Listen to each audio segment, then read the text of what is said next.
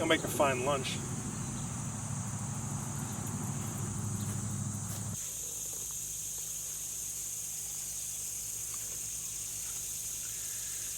Well, it wasn't my most productive day of fishing, but he'll make a fine lunch.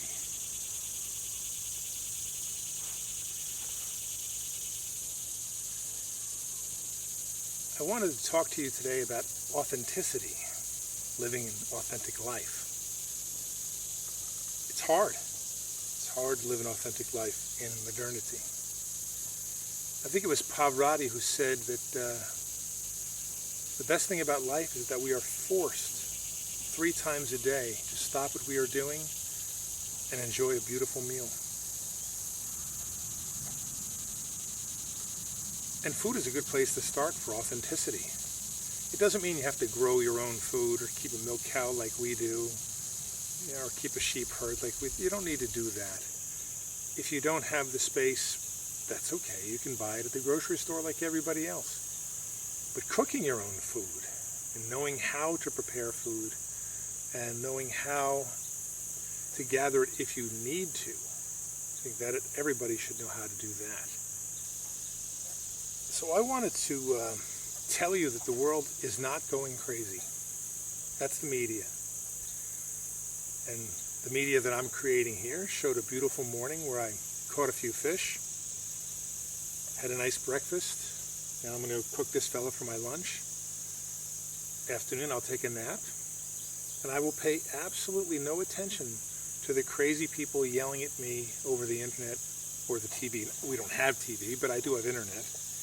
And I will pay them no attention. The world we see on the screens, your cell phone, your computer screen, your television screen, they're edited, just like this video is edited. I take out all of my stuttering and all of my misspeakings, if that's the right word. I take out all that stuff. I don't show you the worst part of me. But the media does. The media sits there and they zoom in on the worst part of us. There's 330 million people in the country, and yeah, there are a few thousand people rioting in Seattle and Portland and Minnesota, and those people are out of their mind. They're mentally ill. They suffer from inadequacies and sexual deviancies and loneliness and failure, and it's a terrible thing. But that's not America, and that's not mankind.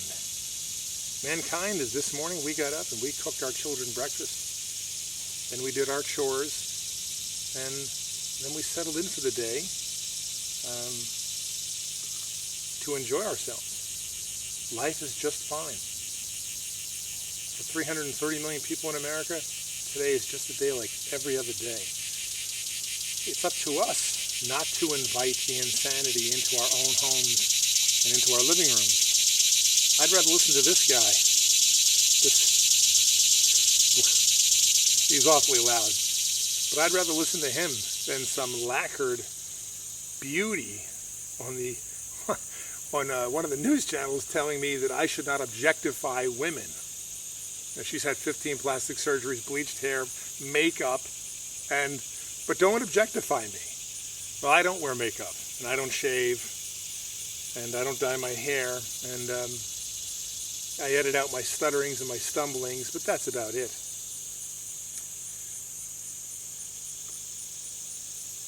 That life, the life we're seeing in the media, is inauthentic. Those are people playing a role. They've got a movie going on in their own head, and it's not real. It has nothing to do with raising children and succeeding in commerce and in business and in putting food on the table and future resources for the family for when we're gone and a legacy. It's none of that. It's people who are deeply, deeply flawed, deficient, acting out in terrible ways. Now, I don't want to get political with this. For the most part, I despise politics.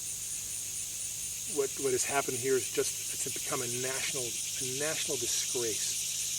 We are the scions of the greatest political achievement in the history of mankind. And a small cadre of lunatics has spent a lot of time convincing you that our founding was evil, that there is something wrong with men, specifically white men, and that's just not true.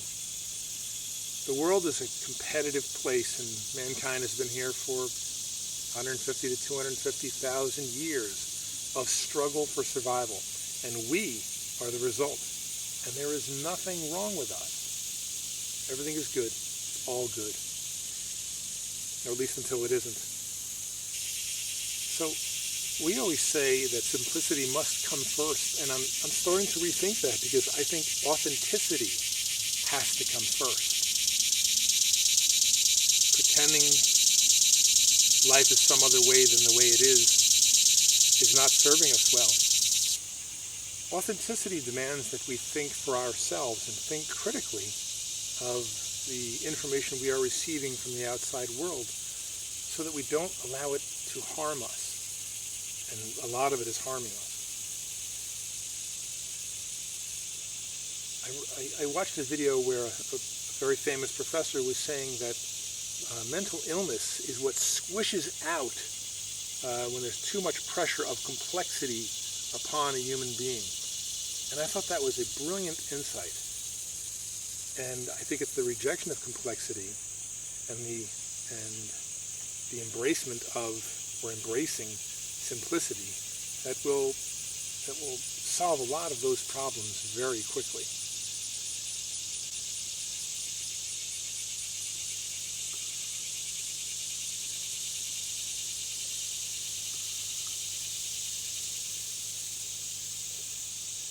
None of us we had no control over the history that occurred before our birth and led up the events that led up to our existence. We came into the world at a certain longitude, and a certain latitude, and a certain time period, and met all the people that we met who were born in the same place and time. And none of us had any control over the history of those circumstances. Just no control. To pretend that you can reach back and fix something, well, it's fallacious. It's filled with fallacy. There's no truth. It's simply false. So my assertion is very simple. It's if you embrace authenticity and you compound it with simplicity, you will remove yourself from the drama. We don't need drama in our lives. And most of this drama, it will go away after the election. This was all tuned up for this election.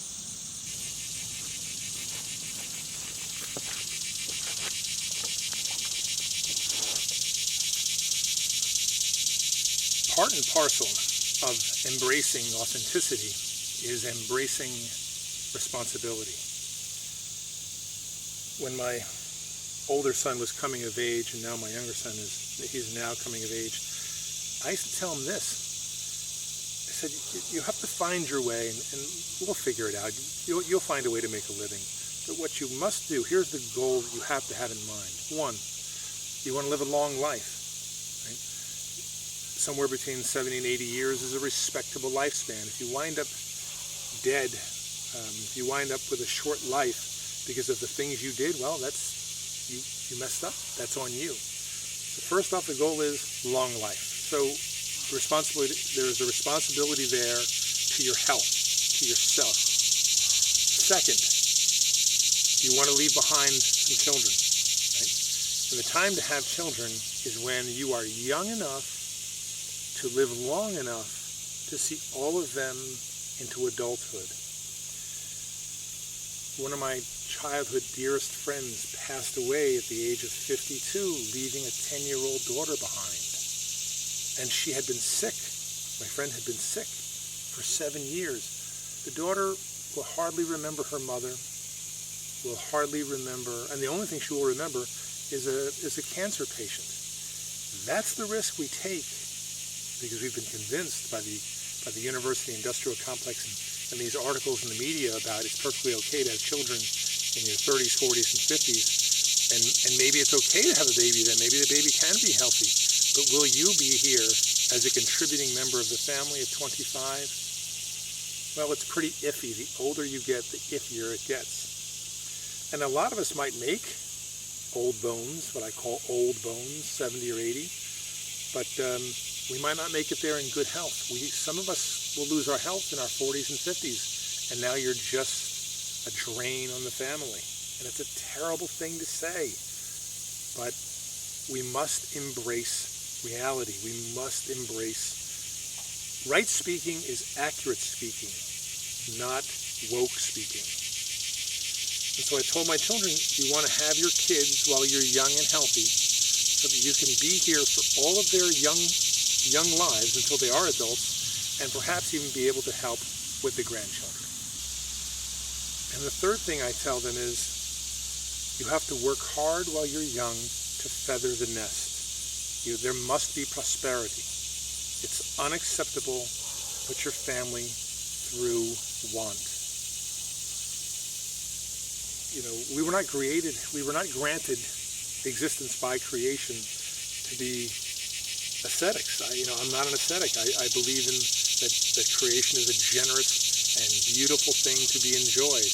And it can't be enjoyed without the proper resources. And that's just the way it is. And it's not the government's job to feather your nest for you.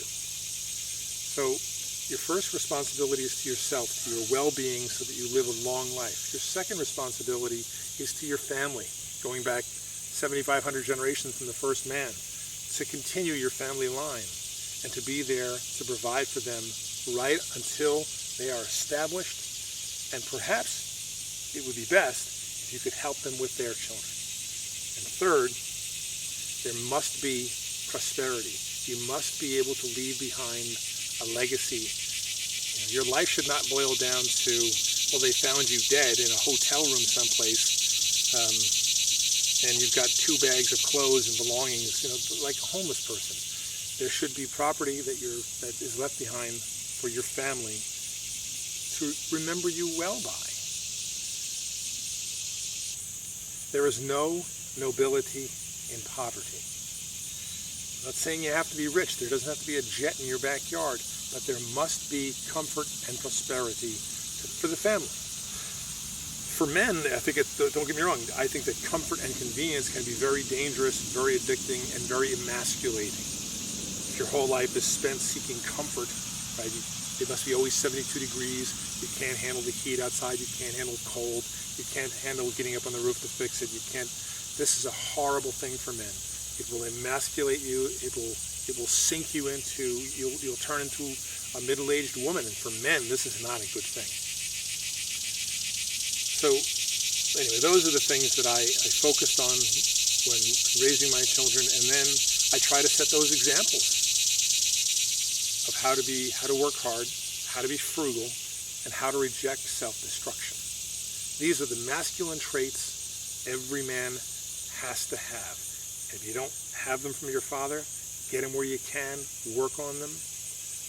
But a real man, a manly man, does those things. And on the weekends he fishes and hunts and does woodwork and whatever else he likes to do. And with that, I'll say goodbye for this video. Thank you. I'm Gregory Thomas Jeffers.